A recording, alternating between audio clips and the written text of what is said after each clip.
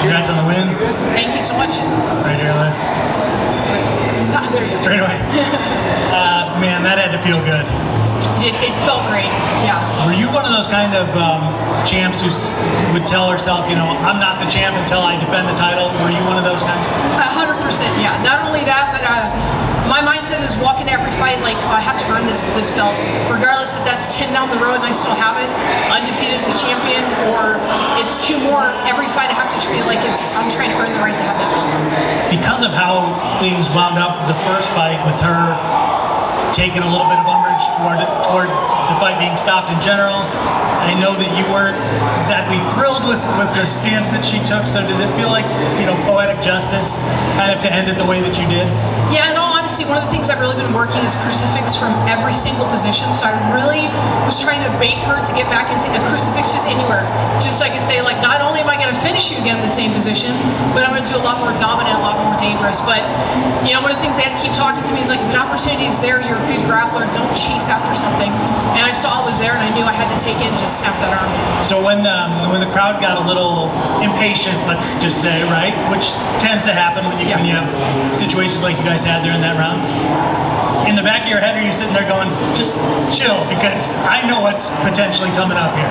Yeah, exactly. You know, the fans don't know what's going on, and they don't know what we're working towards, and I wanted to drown her. I want to take her into deep waters and put her in an uncomfortable position she'd never been in before, and the fans needed to see that there was going to be a reason why I was going to drown her until she couldn't come back up anymore, and that's what I did. Were you, I guess, surprised that, I mean, even after how the first one ended, she was a bigger betting favorite this fight than in the first fight against you? No, after all the talk that was going on, I mean, I don't pay attention to betting anyway, but I just knew that there was a lot of controversy around it, and there were 2 people talking about it, and it wasn't me. So the person that does the most commotion, that's who people are going to get behind.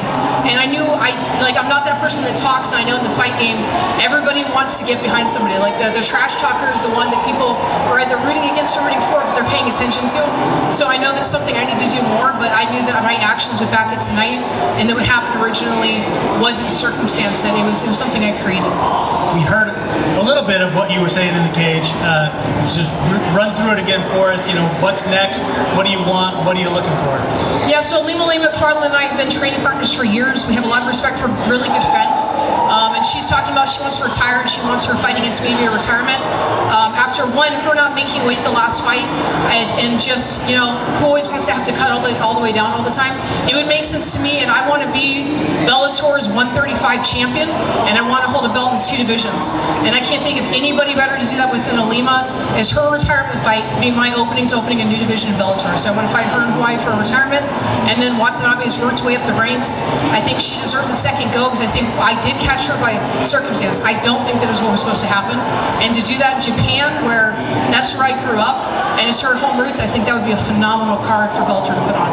Have you had conversations with Scott or anybody else about them opening up 135? Is it just wishful thinking, or do you know something that the rest of us don't officially know yet? I mean, it's mostly wishful thinking, but if there's one thing that I've been doing since I've been in Bellator is trying to put things into fruition and putting out there what I want. This is something I want, just like I wanted to win the fight.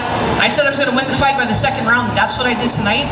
So I think that Bellator is going to listen, and hopefully they'll meet me with this, and we'll make a 135 division. Kay Williams for Ken Chronicles Media. Once again, all gratitude and smiles. Congratulations on the win. Thank you. What does the win tonight do for you personally, away from the cage? Personally, this is the first time I've ever gone away for a fight camp.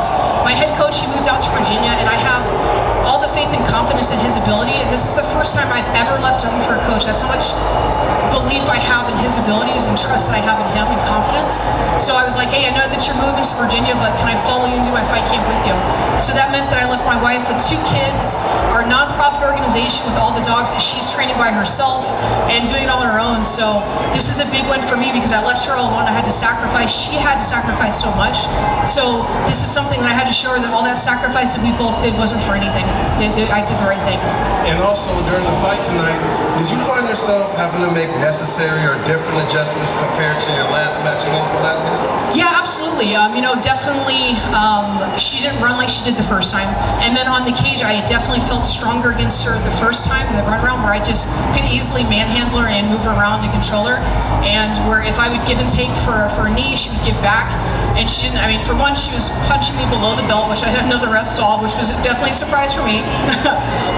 But I anticipated that if I need her, she was going to need me back and off balance. And she definitely learned from our first exchange in the fight that that's what ended the fight for her. So she adapted for that, and they came as a surprise, and I was definitely trying to bait her there with it. Liz, congratulations. Thank you. Similar question you already asked.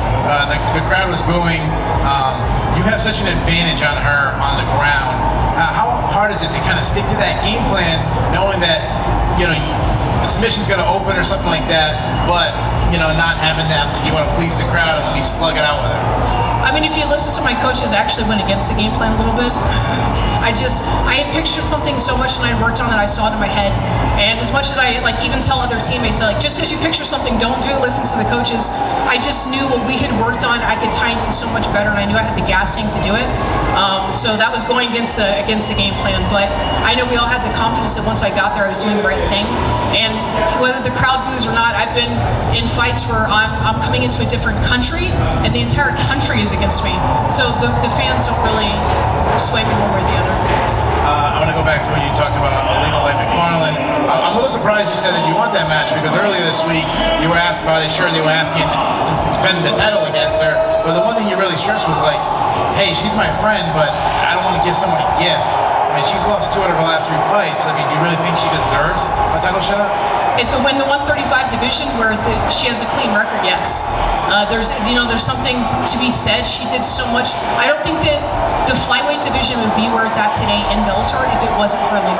She did such a good job of being a voice and advocate for women and an advocate for this division that I certainly want to close out her career in a good way. And it'd be nice for me to not have to go all the way to 125, and I know she'd love it too. So I think that we could put her on a good show at 135, and it doesn't compromise the 125 division by doing that. My last question, I was thinking about the 3 major United States-based MMA organizations, Bellator, UFC, and PFL. You're the only woman who's an American who's a champion right now. What does that mean to you? That's so crazy. I didn't even realize that was the case until you just said it, and I just put all of it in my mind. Not only that, but I'm probably, when you say that, I'm also the only Marine Corps veteran that's holding this belt. So that means a lot to be able to represent the entire country and doing it strongly. Congrats on the win, champ. Thank you. You mentioned fighting at 135 for the title, maybe next. What does that cut for you to get down to 125 now? And would you have to change your body composition at all to really compete at the highest of levels at bantamweight? No, I don't think so at all. I carry a lot more bone density and muscle mass. I've done DEXA scans, I've done all the math, and 125 I'm a disciplined human being in general. I'm a Marine at heart, and I carry that with me, and I have discipline all the time. I'm gonna go have some cookies tonight, and I'll enjoy this weekend. I'm driving out to New York City to go see my mom and spoil her for a little bit. So I'll enjoy that time, and then the moment that she's out the door, I'm gonna go back to eating clean again, right? So for me, it's not that difficult in the sense that I know what I'm working towards, and if it means the difference between having some cake or doing a workout, I'm gonna choose a workout every day. So the discipline to get to 125, it's there, but it's doing a cut when you may not have to. And I can say that I can do it the best way, the healthiest, scientific way, but it's still something you're doing to your body that you really shouldn't be. So 135 makes a lot of sense for me. Okay, last question from me. Now you did say, or no, actually this is a different question here. You're going to be 39 in February, right? Don't look a day over 29, so I'm just going to say that. But do you feel like you're going to be able to compete into your 40s? What is your mindset here moving forward as far as longevity goes? Yeah, when I look at all the other 20-year-olds out there, they may have youth, but they're doing it wrong. I've done research, and I'm making an investment into the longevity of my body, even outside of fighting, and because of that, it's helped pay me back, and I'm keeping a well-oiled, well-maintained machine that's ahead of the curve of everybody else. I outrun and outsprint every 20-year-old in practice. I'm just continue to do that until I can't anymore. But it's mostly my mind over my body telling it that this is what you're supposed to do. I love the evolution of the sport. I'm not invested in the wins and the losses. I'm invested in the process. I get to meet people. Every training, there's something new to learn, and I have fun in every practice. That's what I love doing. This is just an opportunity to test everything I've been learning. So as long as I have that mentality, I think I'll be able to do this as long as I possibly can. Hey Liz, congratulations on such a great win. I I just have one question. If Bellator, if Scott Coker were to come to you in a couple months and say, we want to do a women's Bellator flyweight Grand Prix, $1 million at the end of the tunnel, you just got to get through the gauntlet of contenders, is that something that might interest you in the future? You know, it is. You know, I love the idea of bringing more talent into the division and into Bellator. I think it'd be way cooler to see it at 135, but if it's 125, I'm for it. Okay, so Liz, I'm just curious. 2 fights with her, they're in the back window right now. Let's be honest, do you think you're going to see her at least one more time?